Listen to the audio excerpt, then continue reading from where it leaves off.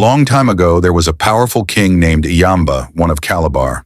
He was a mighty warrior who conquered all the surrounding countries. When he captures a land, he would kill all the old people and take the strong young men and women back with him to be his slaves. He made them work on his farms until they died. Now King Eyamba had 200 wives, but none of them had given him a son. As he grew older, his people became worried and begged him to marry the daughter of the spider.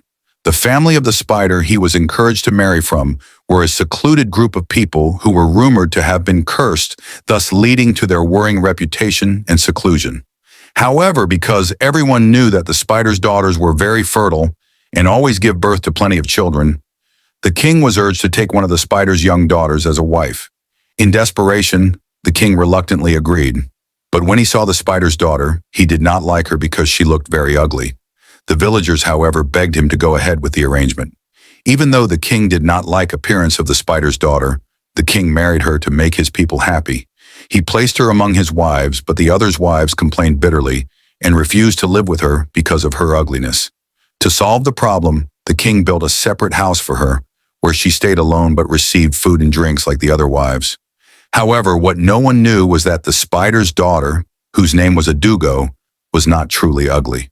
She had been born with two skin, an ugly one outside and a beautiful one hidden underneath.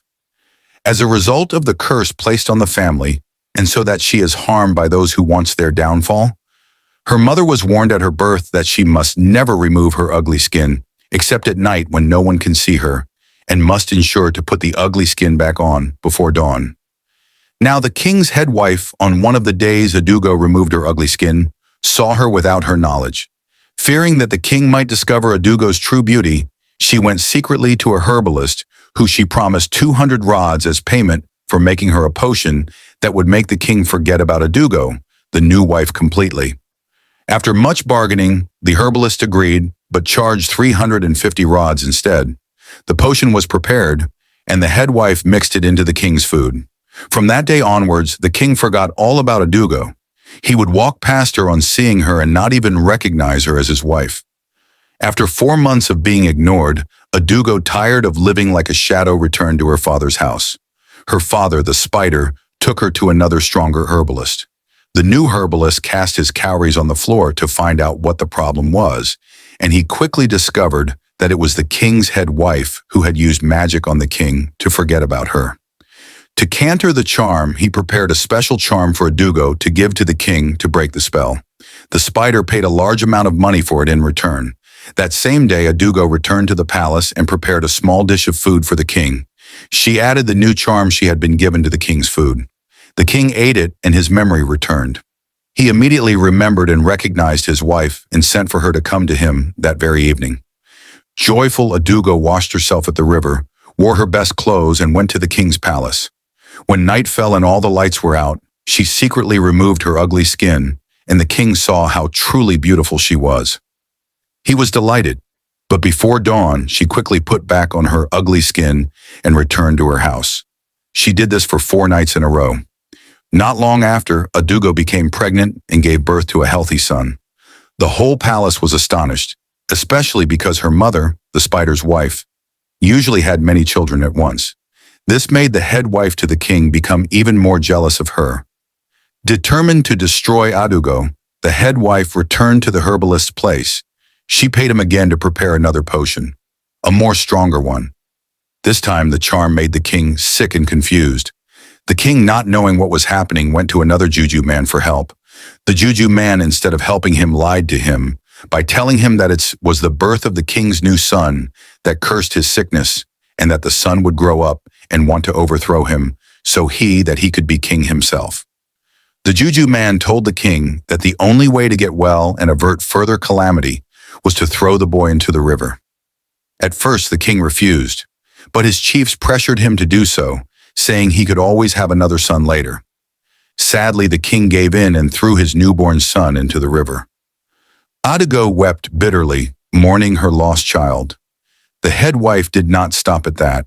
She again gave the king more charm that made him forget Adugo completely. This time for 3 years.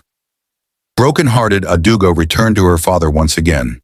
The spider went back to the water juju, who gave him another powerful medicine. Adugo gave the king the new charm, and his memory returned. He called for her again, and she came back to live with him. Meanwhile, the water juju had been watching over the baby boy. He saved him from the river and raised him in his magical home. The boy grew up strong, handsome, and wise, looking much like his father, King Eyamba I of Calabar. Later, Adugo gave birth to a beautiful daughter. Once again, the jealous head wife tricked the king into throwing the baby girl into the river. Again, the water juju saved the child and raised her alongside her brother. Now the water juju decided it was time to punish the head wife. He encouraged the young men of the kingdom to organize wrestling matches at the market square.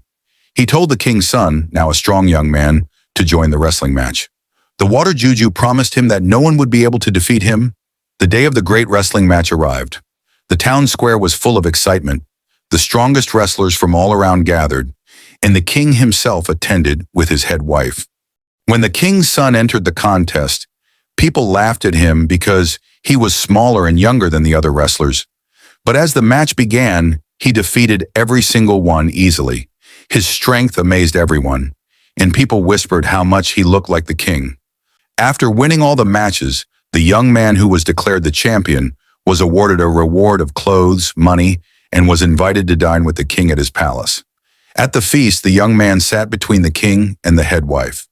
During the meal, the head wife, who did not recognize him, fell in love with the handsome young man. She tried to seduce him, hoping to make him her lover since the king was growing old, but the young man, knowing all she had done to his family, refused politely and kept his distance. That night, he returned to the water juju and told him everything that had happened. The water juju advised him to go to the king and ask for a public trial. On getting to the king, he should declare that during the public trial, if he was wrong, he would willingly die. But if he was right, the guilty one must be punished before all the people. The next day, the boy went to the king and made his request. The king agreed and sent messengers to call all the people to the town square for a public judgment. Before the day of the trial, however, the boy met with his mother, Adugo, and told her who he really was. He also told her that she could now remove her ugly skin forever and show her true beauty. On the day of the trial, the people gathered at the town square. Adugo sat in a corner, looking radiant. No one recognized her. The king stood up and made an announcement that whoever was guilty during the public trial would be killed, even if it was himself, the king, or any of his wives. The young boy stepped forward and asked the people if he was worthy of being a chief's son. The crowd shouted yes. He showed them his sister and equally asked if she was worthy of being a chief's daughter. Again, the villagers shouted yes. Finally, he presented his mother, and the crowd cheered her beauty. Then the boy told the crowd his story, how his mother, the spider's daughter, had been tricked by the head wife, how she had been forgotten through witchcraft, how he and his sister had been thrown into the river, and how the water juju had saved them. When the king realized the truth, that this was his own son, that the beautiful woman was his true wife, and that he had been deceived, he was filled with joy but also with anger. He immediately ordered the Egbos to seize the head wife. The people in the Egbos declared her guilty of witchcraft. She was taken into the forest, tied to a stake, whipped 200 times and burned alive. Her ashes were thrown into the river. The king embraced Adugo, his son, and his daughter. He then declared Adugo the true queen of Calabar. A great feast was held for 166 days. New laws were made that any woman found using witchcraft against her husband would be put to death. The king built 3 compounds, one for his wife, one for his son, and one for his daughter. They lived happily together for many years. After the king embraced his wife Adugo, his son, and his daughter, he could not hide his happiness. He declared before all the people that Adugo was his true wife, the one he had wrongfully forgotten because of wickedness and evil magic. He announced that from that day forward, she would be crowned the Queen of Calabar. No one dared to disagree, for they had seen the truth with their own eyes, and the whole kingdom cheered in joy. The king then ordered that a grand feast should be held to celebrate the return of his rightful wife, his strong son, and his beautiful daughter. The feast was not an ordinary celebration. It lasted for 166 days. People came from near and far, singing songs of praise, beating drums, dancing, and rejoicing under the bright sun and cool nights. The palace was filled with food, music, and laughter, and it became a time of great happiness across the land. During the feast, the king made the important announcement, declaring that if any woman in the kingdom was found using witchcraft or evil charms against her husband, she would be punished by death without delay. The people agreed, for they had seen with their own eyes the destruction that jealousy and wickedness could cause. After the celebrations, King Eyamba built 3 new large compounds. One he gave to his queen Adugo to live in comfort and honor. Another he gave to his son, the brave young man who had won the wrestling contest and exposed the truth. The third he gave to his daughter, the beautiful girl who had survived great danger. Each compound was filled with servants, slaves, and fine things. Adugo ruled her household with kindness and wisdom. The son was treated like a prince, loved by all the people, and trained in the ways of leadership. The daughter grew into a graceful and wise young woman, admired across all the neighboring lands. For many years, the kingdom of Calabar lived in peace and happiness. The people honored their king and queen, and prosperity filled the land. When King Eyamba grew old and passed away, the people did not need to argue about who would succeed him. His strong and wise son, the boy who had once been thrown into the river but had survived through the help of the water juju, was crowned as the next king. He ruled Calabar with justice, courage, and kindness, making the kingdom even greater than it had been before. He never forgot the lessons of his youth, and he honored his mother and his sister for the rest of their lives. And so the spider's daughter, once mocked for her looks, became a queen loved by all. Her son, once thrown away, became a mighty king, and the memory of their courage, their suffering, and their triumph lived on for generations. That is how the spider's daughter rose from shame to glory, and how true beauty, true strength, and true goodness, though hidden for a time, can never be destroyed. Thank you all for watching. If you enjoyed this beautiful story, please drop a like on the video and leave a comment on your favorite part of the story, moral lessons, and so on your notification bell so that you can get notified anytime a new and interesting video is released. If you believe in second chances, if you believe scars can become symbols of strength, share this story. Let it reach someone who's still fighting their past. Subscribe to my channel, Folktales by Queen Mother, for more real African stories that inspire, transform, and live forever in your heart. Please be rest assured that if you support me by liking, commenting, and subscribing to my channel, you will always stay motivated. It has not been easy getting here, but I really appreciate all of you who always watch my videos to the end.